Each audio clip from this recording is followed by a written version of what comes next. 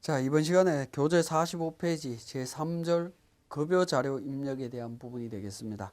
자, 급여 자료 입력에 대한 세무사랑 프로에 대한 설명에 앞서 먼저 우리 근로소득과 비과세 소득에 대한 부분을 정리를 하고 세무사랑 프로를 통해서 설명드리도록 하겠습니다. 교재 46페이지에 근로소득에 대한 부분이 나오는데요. 근로소득은 근로계약에 의하여 종속적 지위에서 근로를 제공하고 받는 각종의 대가 라고 하면서 1번부터 4번까지가 있습니다. 근로 제공으로 받는 봉급, 급료, 보수, 세비, 임금, 상여, 수당과 같은 유사한 성질의 급여, 그 다음에 법인의 주주총회, 사원총회 또는 이에 준하는 의결기관의 결의에 따라서 상여로 받는 소득처분, 이익잉여 처분계산서에 나오는 상여가 되겠습니다. 세 번째, 법인세법에 따라 상여로 처분된 금액, 인정상여, 근로소득으로 봅니다. 퇴직함으로써 받는 소득으로서 퇴직소득에 속하지 않는 소득, 이 네 가지가 근로소득이 되겠습니다. 일반적으로는 1번에 나오는 급여가 대부분 일거고요. 동그라미 3번에 나오는 인정상여 부분도 가끔씩은 나옵니다. 그렇지만 이제 2016년도 법인세 세무조정을 통해서 인정상여는 상당한 회사에서 많이 나올 걸로 보입니다. 왜냐하면 업무용 승용차 관련되는 경비에 대해서 일정한 요건을 충족하지 못했을 때 비업무용으로 사용한 금액들은 대부분 상여 처분하도록 되어 있습니다. 비용으로 인정받지 못하면서 상여 처분해서 연말정산을 다시 하도록 하고 있다는 거죠. 그래서 올해 연말정산에 있어서는 2월 달에 연말정산을 하고 3월 달에 법인세 세무조정을 한 후에 4월 10날까지 인정상여에 대한 연말정산 재정산을 통한 신고 여부가 신고 업무가 그러니까 추가될 가능성이 상당히 많습니다. 그래서 조금 있다가 인정상여에 대한 우리 연말정산이나 그러니까 세액 신고 과정들에 대한 정확한 부분들을 다시 한번 설명드리기로 하고요. 어쨌든 근로소득은 근로계약에 의해서 종속적 지위에서 받는 모든 대가가 근로소득이다라고 보시면 되겠습니다. 자, 47페이지에 비과세 근로소득에 대한 내용이 있습니다. 이 비과세 근로소득을 이렇게 그러니까 미리 설명드리는 이유는 우리 세무사랑 프로에 급여대장을 작성하기 위해서는 수당 등록이라고 하는 메뉴가 있습니다. 수당 공지라고 하는 메뉴 안에 수당을 등록을 해야 되는데요. 수당에는 과세 수당과 비과세 수당이 있습니다. 그래서 비과세 수당에 대한 정보를 정확하게 알아야 그 수당 등록이 정확하게 될 것 같아서 미리 정리하도록 하겠습니다. 자, 비과세 근로소득에 대한 규정들을 보면 첫 번째가 실비변상적 성질의 급여로서 일직료, 숙직료, 여비로서 실비변상 정도의 금액이 되겠습니다. 자, 이 부분 비과세 된다라고 보시면 되겠고요. 자, 48페이지에 두 번째 자가운전 보조금입니다. 자가운전 보조금은 다음의 요건을 만족하는 자가운전 보조금 중에 월 20만 원 이내의 금액은 비과세 된다라고 되어 있습니다. 이 자가운전 보조금은 실질적으로 급여를 받으시는 분들 중에 상당히 많은 분들이 자가운전 보조금 비과세를 적용받고 있다라는 거죠. 그래서 요건들을 잘 보셔야 되는데 요건이 기역부터 리얼까지 네 가지 요건입니다. 첫 번째가 종업원 소유 차량일 것. 종업원 소유 차량 본인 차여야 된다라는 거죠. 이 부분은 종업원 소유 차량인지 아닌지 여부를 어떻게 확인하느냐는 건데 차량 등록증으로 확인하셔야 됩니다. 차량 등록증을 보면 직원 이름, 석자가 나와 있을 겁니다. 그렇지 않고 차량 등록증이 아니라 그냥 본인 차냐라고 물어보면 뭐 아버지 차를 몰고 다니시는 분들도 자기 차라고 대부분 이야기들을 합니다. 그렇기 때문에 반드시 본인 차 여부를 확인하셔야 됩니다. 차량 등록증으로 확인하셔야 되는데 혹시 차량 등록증을 봤는데 우리 회사 직원 홍길동 이름 석자가 있으면 좋은데 여기에 왜 일 해서 공동으로 되어 있는 경우가 있습니다. 공동 소유는 어떻게 되느냐 하는 부분인데요. 공동 소유로 되어 있는 경우에는 기본적으로 적용을 못 받습니다. 자가운전 보조금 비과세 적용 못 받고요. 예외적으로 공동 소유 인정되는 것은 부부 공동만 인정이 됩니다. 요거는 공제를 받을 수 있다라고 보시면 되겠습니다. 그러니까 부부 공동이 아닌 경우에는 무조건 적용이 안 된다라고 보시면 됩니다. 그래서 본인 소유 차량인지 반드시 확인하시고요. 니은의 요건 보면 종업원이 직접 운전해서 사용자의 업무 수행에 이용해야 되고 시내 출장 등에 소요된 실제 여비를 지급받지 않아야 됩니다. 그리고 사업체의 규칙 등에 의하여 정해진 지급 기준에 따라 소요 경비를 받아야 됩니다. 그래서 이 네 가지 요건을 충족했을 때 자가운전 보조금을 지급하게 되고, 그 자가운전 보조금 중에 월 20만 원 이내의 금액은 비과세를 받을 수 있다라는 겁니다. 그래서 가장 중요한 종업원 소유 차량인지 여부 반드시 확인해 주시면 좋겠습니다. 자, 그리고 한 가지는 제가 여기에서 그러니까 공동 소유는 안 된다라고 하면서 부부 공동 명의로 된 거는 공제를 해준다라고 말씀을 드렸습니다. 그러면 부부 공동 명의라고 할 때 우리 회사에 부부가 근무를 하고 있는데 차량을 구입했는데 공동으로 구입을 했습니다. 그러면 남편과 아내한테 각각 자가운전 보조금을 지급한다라고 했을 때 비과세 여부 어떻게 되겠느냐 하는 부분입니다. 자, 이 경우는 뭐 적용이 될 수도 있고 안 될 수도 있고 한데, 법상으로는 그러니까 부부 둘 다 자가운전 보조금을 비과세 적용받을 수 있습니다. 왜냐하면 업무에 사용해야 되는데, 업무에 사용하는 것은 출근함과 동시부터 퇴근할 때까지 반드시 항상 사용하는 것이 아니라요, 필요할 때 사용하는 거기 때문에 부부 각각 필요할 때 사용할 수만 있으면 비과세 적용을 받을 수 있습니다. 그래서 맞벌이 부부의 경우에는 차 한 대를 두고 두 사람 다 비과세 적용을 받을 수 있다라는 겁니다. 그 다음에 차량의 범위에 있어서도 조금 고민을 해보셔야 되는데, 차량이라고 하면 우리가 일반적으로 알고 있는 승용차를 말하는데요, 승용차 이외에 오토바이는 어떻게 될 거냐, 이륜 자동차입니다. 이륜 자동차도 오토바이도 자가운전 보조금 비과세 적용받을 수 있습니다. 자, 49페이지에 동그라미 3번에 다음 어느 하나에 해당하는 자가 받는 연구보조비, 연구활동비 중에 20만 원까지입니다. 동그라미 기억은 학교 선생님들에 해당되는 부분이고요. 동그라미 니은은 특정 연구기관에 있는 연구원들이 됩니다. 연구활동을 하시는 분들이 해당이 되고요. 동그라미 디귿이 일반 회사의 경우에 중소기업 벤처기업의 기업 부설 연구소에서 연구활동에 직접 종사하는 자들이 되겠습니다. 이 동그라미 디귿은 우리 법인세나 소득세 신고할 때 연구인력 개발비 세액 공제를 적용받는 분들, 적용받는 인건비에 해당되는 분들이죠. 그분들이 여기에 해당이 된다라고 보시면 됩니다. 그런 분들은 20만 원까지 비과세 받을 수 있습니다. 자, 51페이지에 동그라미 5번에 근로자가 천재지변 기타 재해로 인해서 받는 급여, 이 부분도 비과세 받을 수 있습니다.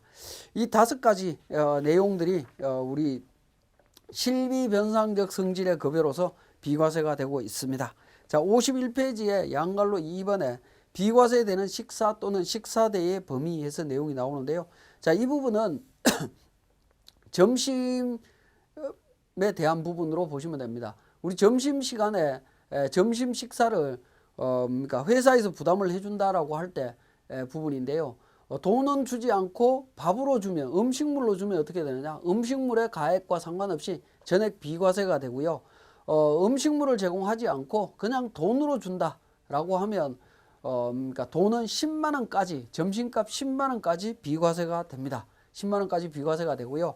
그리고 밥도 주고 돈도 주면 어떻게 되는지 하는 부분인데, 음식값은 비과세고요. 돈은 무조건 과세가 됩니다.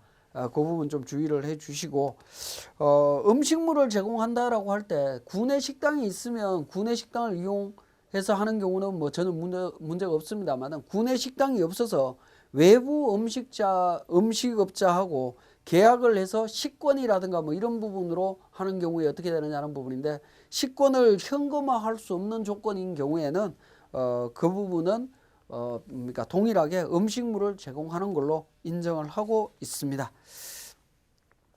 자, 그 다음에 52페이지에 양갈로 3번에 출산보육수당의 비과세에서 근로자 또는 그 배우자의 출산이나 6세 이하의 자녀 보육과 관련해서 사용자로부터 받는 급여로서 월 10만 원 이내의 금액은 비과세에 해당이 됩니다.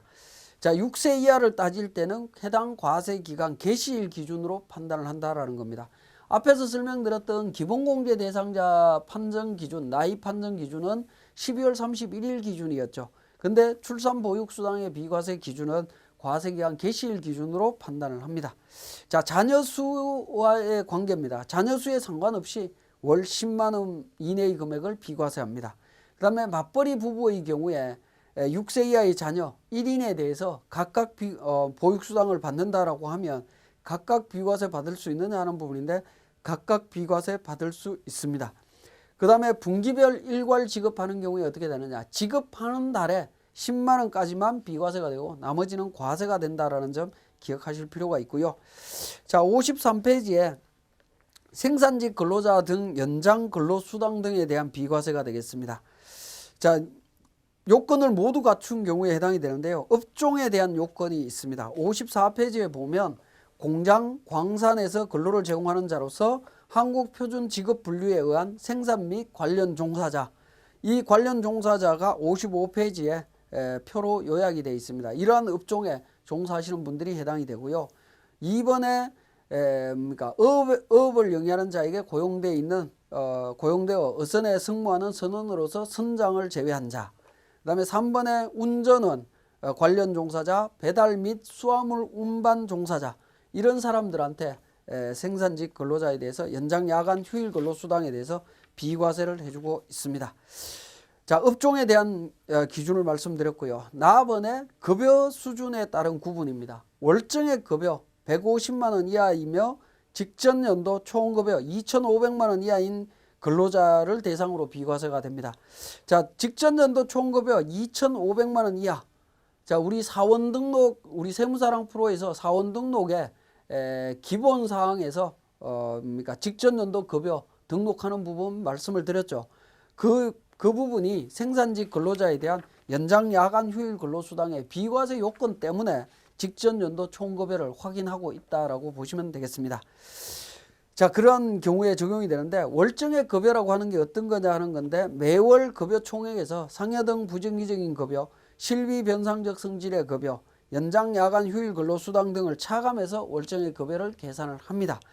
자, 이 월정액 급여라고 하는 부분은 쉽게 설명을 드리면 우리 급여 명세서가 있을 겁니다.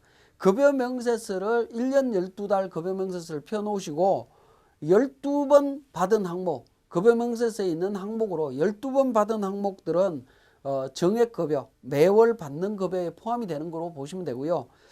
12번이 아니라 11번, 10번, 9번 뭐 이렇게 숫자가 다른 경우에는 12번이 아닌 경우에는 상여 등 부정기적인 급여라고 해서 월정액 급여에서 제외합니다.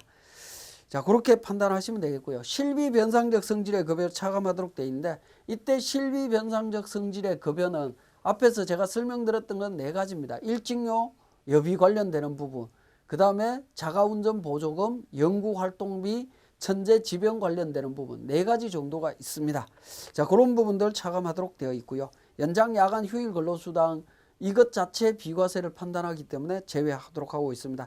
이렇게 계산한 월정액 급여가 150만 원 이하일 때 적용을 받을 수 있다라는 거죠. 월정액 급여는 우리 급여대장 세무사랑 프로에서 급여대장 입력 시에 수당 공제 쪽에서 월정액 급여 계산하는 부분들이 등록되는 부분이 있습니다. 거기에서 또 자세히 설명을 드리겠습니다. 자, 그렇게 해서 2가지 요건을 충족한 근로자의 경우에는 55페이지에 연장 야간 휴일 근로수당에 대해서 비과세를 해주는데 한도가 연 240만 원 금액까지 비과세가 됩니다. 연 240만 원까지 비과세 된다. 자, 56페이지에 양갈로 5번이 되겠습니다. 국외 근로소득입니다. 국외 등에서 근로를 제공하고 받는 급여에 대해서는 57페이지에 보시면 원양업 선박, 국외 등 항액 선박 월 300만 원입니다. 국외 등 건설 현장에서 근로를 제공하고 받는 보수의 경우에는 월 300만 원. 그 다음에 기타의 경우에는 월 100만 원까지 비과세가 되도록 되어 있습니다. 국외 근로소득 비과세 관련되는 부분도 앞에 설명드렸던 사원 등록, 우리 세무사랑 프로의 사원 등록에서 기본사항에서 국외 근로 관련되는 부분, 그러니까 등록하는 부분이 있었죠. 거기에서 비과세를 등록하고 있다라고 보시면 되겠습니다. 자, 57페이지에 있는 국외 근로소득에 대한 과세 방법에서 내용이 나와 있는데, 그러니까 100만 원 또는 300만 원 과세, 그러니까 비과세가 되는데 만약에 이 부분에 대해서 월급이 200만 원인데 200만 원 받는데 300만 원까지 비과세 된다라고 했을 때 추가 100만 원 2월 되느냐는 건데 2월 공제하지 않습니다. 당해 월에 그냥 판단하고 끝난다라고 보시면 되겠고요. 동그라미 2번에 당해 월 국외 근로소득에는 당해 월에 귀속되는 국외 근로로 인한 상여 등도 포함이 된다라고 보시면 되겠습니다. 상여금 등도 포함해서 적용합니다. 자, 58페이지의 마지막 비과세 항목입니다. 비과세 학자금입니다. 비과세 학자금인데, 자, 이 학자금은 근로자 본인에 대한 학자금입니다. 본인에 대한 학자금으로서 1번부터 3번까지 요건을 충족하면 비과세가 됩니다. 해당 근로자가 종사하는 사업체의 업무와 관련 있는 교육 훈련이어야 되고요. 두 번째는 종사하는 사업체의 규칙에 의해서 이제 정해진 지급 기준에 따라 받아야 되고요. 3번 요건이 중요한데, 교육 훈련 기간이 6개월 이상인 경우 교육 훈련 후에 해당 교육 기간을 초과해서 근무하지 않는 때는 반납하는 조건입니다. 6개월이 넘어갈 때는 반납하는 조건이 있어야 됩니다. 이런 요건을 충족하는 상태에서 학자금을 지원받을 때는 비과세 된다라고 보시면 되겠습니다. 자, 이때 주의하실 거는 이렇게 비과세 되는 학자금의 경우에는 나중에 연말정산 시에 우리 특별세액공제에서 교육비 세액공제 있죠. 교육비 세액공제를 적용받을 수 없다라는 점 반드시 기억해 주시고요. 그리고 이 비과세 학자금은 근로자 본인에 대한 학자금입니다. 만약에 자녀의 학자금을 지원받았다라고 하면 자녀 학자금은 기본적으로 과세 항목이다라는 점 말씀드리면서 우리 근로소득과 비과세 근로소득에 대한 내용을 정리하도록 하겠습니다.